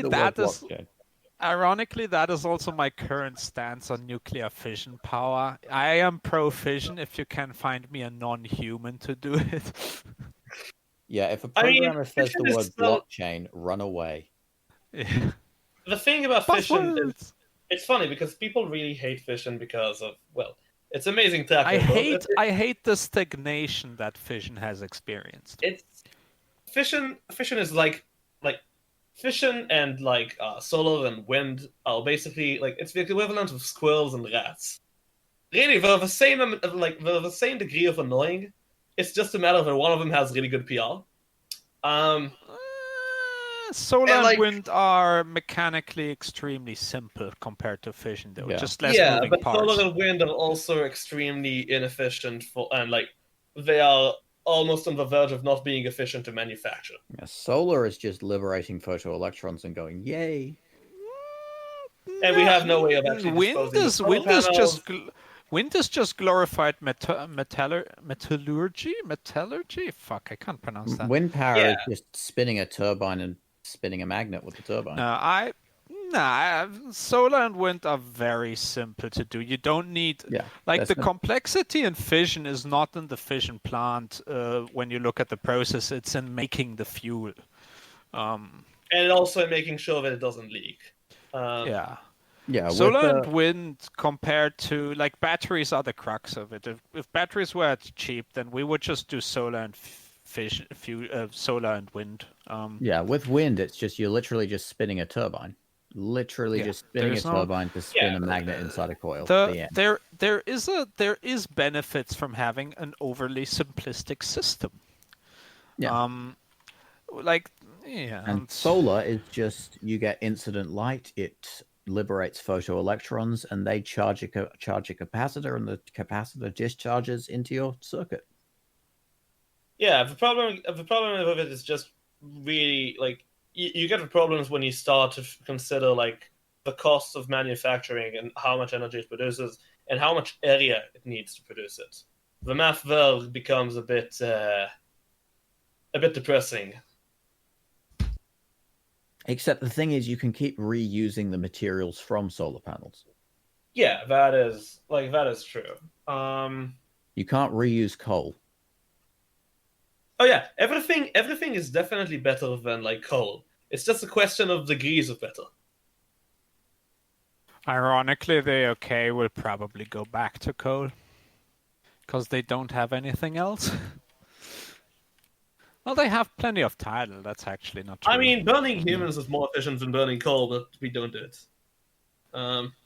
No. I mean, we did do it a few times. The Germans. You made that joke, no, not the Germans. Yeah, no, I made that joke. I take full responsibility for it. Yeah. He lives in Israel. He's allowed to. Yeah, that's what I'm saying though. If we're already going with I'm allowed to make a certain joke for how I was born, but yeah, definitely. Well, he's allowed to. You have to have some kind of benefit from it, right? Well, he's allowed to without YouTube banning us.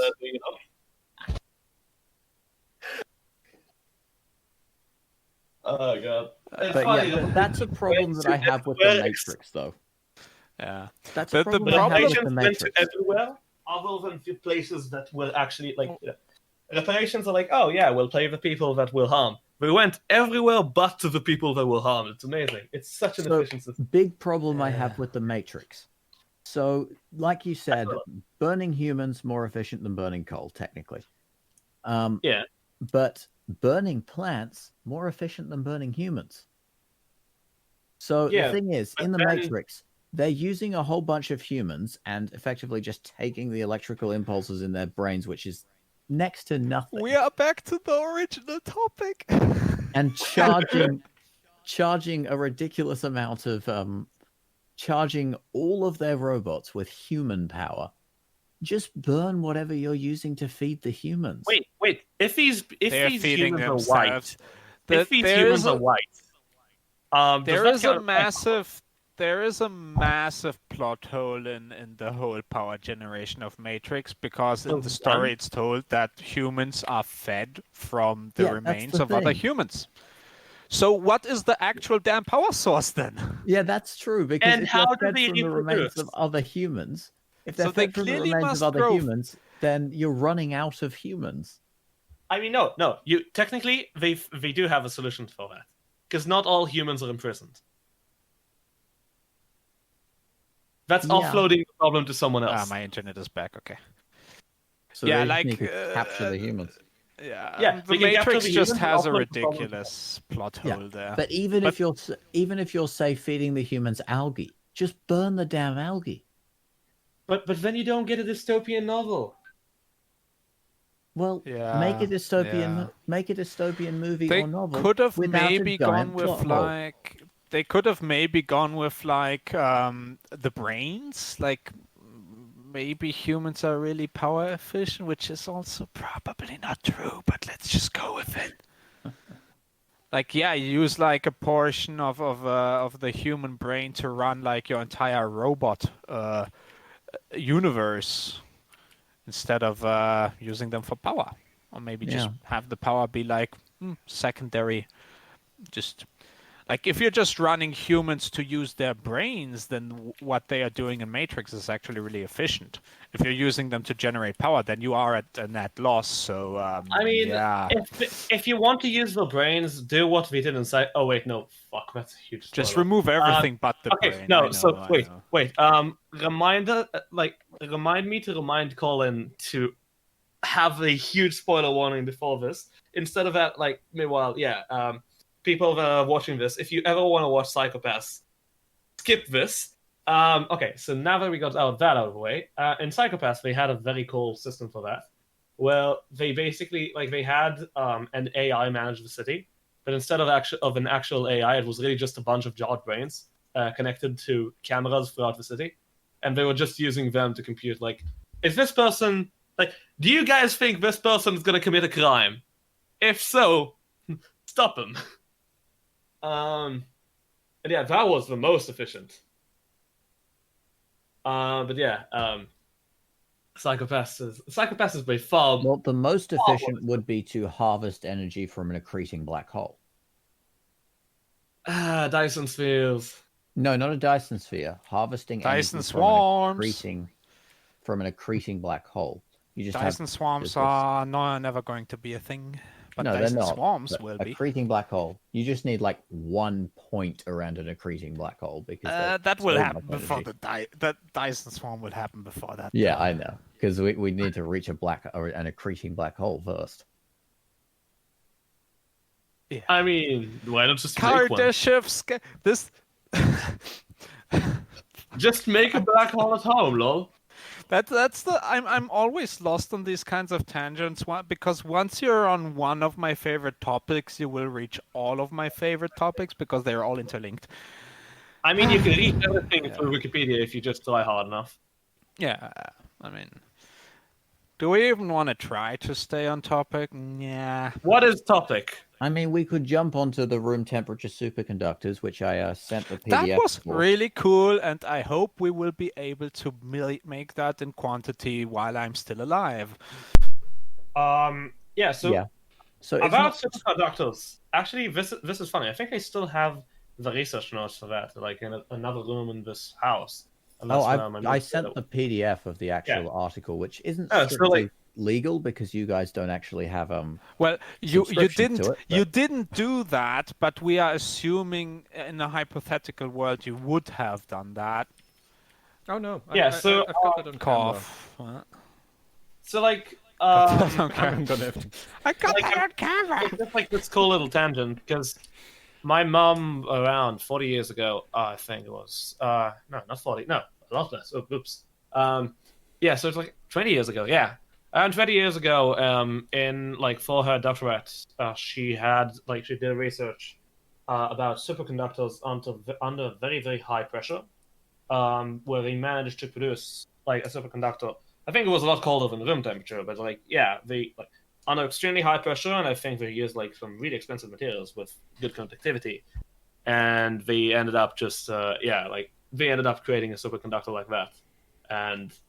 It's funny because I remember every time she mentions it, she's like, "Yeah, it's fine. That research would have gone nowhere. There's no way this could have been useful for anything." And I know this is resurfacing. I mean, the result they were trying to get probably is going to be useful. Maybe the method they were pursuing. Yeah, was dead end. it's just that you're probably going to need a much better way of producing it than these very specific lab conditions that they had there. But it's funny that people are still going with this and slowly advancing this field. So But yeah, they're making doped materials and everything to really just push up that transition temperature. how much higher did they get the transition temperature, by the way? Was there like They got it up to 15 degrees Celsius 15? at 200. Yeah, 15 degrees Celsius, 1.5 at Oh. 267 gigapascals. Well, okay, that's a bit of a high pressure, but I mean, the temperature looks good. No pressure, no pressure. I think they are also working on making it like you need the high pressure to create it, but it can actually stay stable at normal pressure. I think that's like one of the big problems they want to solve. Yeah, that would be really cool. The newest, what was the newest combination? It was hydrogen and I think another gas actually. Just open the PDF. Which PDF? I don't wanna. It's no PDF. The PDF that doesn't exist. Yeah, the one That is no I video. It wasn't didn't the send in newest. private chat. The one I definitely didn't send. Yeah. You also Best said it is in the. video. You also didn't send it in the public chat. Yeah, it's not in private planning because I didn't send it. There is much confusion. Because There is no confusion. well, it wouldn't be strictly legal if I had sent it to people who don't have a subscription to the journal. Which I just- is a I just totally remember, other like, thing I- What would is that complain journal about. from? I just get reminded of the growing inaccessibility of science of scientific research. You have to pay to get to that research. That weird irony. MedLife Crisis is that he did a Yep. video on that 2 days ago. Yep. Yeah, that really annoys me as well. I think science should just be accessible to everyone, which Yes. is why Science. What I don't like is the fact that basically somebody's getting paid twice, because I always assumed that the scientist will get commissions like a normal author will. No, they don't. they don't. In some cases, they have to pay to have their stuff published. Yeah, sometimes you do. Yeah. And that is just ridiculous. Like, we should actively not support the big publishers. Yeah, the journal So, takes some- 100% because of then- the profits. Yeah, there are alternatives that exist. They're just not taken because, well, they're currently less known. So there's Yeah, obviously a bit of a it's the same with reach problem. scientific textbooks as well. I had a lecturer in the past once who he actually gave us all the PDF of the textbook that he wrote, because he said, if you buy the actual textbook, I don't make any money off it. The publisher makes 100% of the money. So just take this PDF, don't buy it. It sounds like book publishers, but worse. It's amazing. Yeah, but I mean, Except there's that hope for the with book future. publishers, they also have they have deadlines for when things are gonna be released. So you could sign up and they tell you, yeah, I know we have planned releases for the next year and a half, so screw you, you're waiting. Yeah. I mean, in the case of book publishers, it kind of makes sense, though. I know that I'm. Yeah, but so screw them. all They the want me to things pay while them I still 40,000 can, shekels while I to have get a my book uni published. subscription. That would Yeah, be a it's- vanity publisher. It depends. There are publishers that will let you. I don't think there is actually any scenario where the scientist is getting paid, but there are publishers that will. What was the model? There was one model that is relatively fair. So basically, one model is where they are where the publisher, the science publisher, and I do agree with that tangent. They should not be profit motivated. Ideally, they should actually be government run by a good government, whatever. Different Yeah, topic. a good government. that Different exists. topic. Blah blah blah blah blah. I didn't say anything. But they should not be for-profit organizations. Scientific publications should not be for-profit, shouldn't, unless that quote-unquote profit they make goes 100% to new scientific research.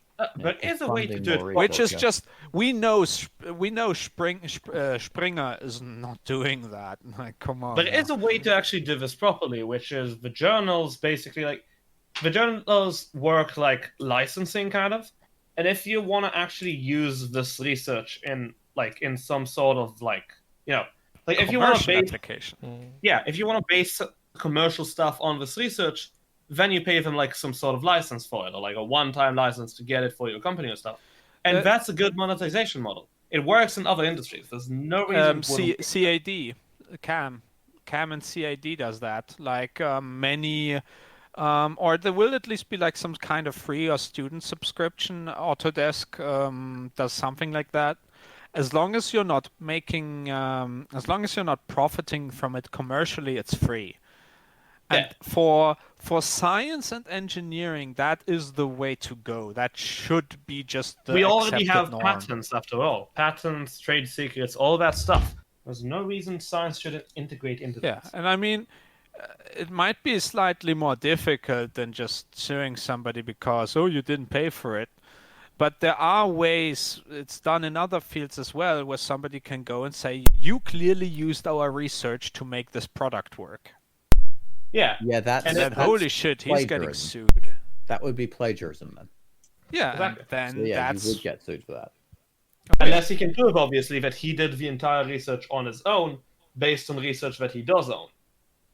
So, if two people come to the same conclusion, the first one can't sue the second one unless they can prove that they based it on each other.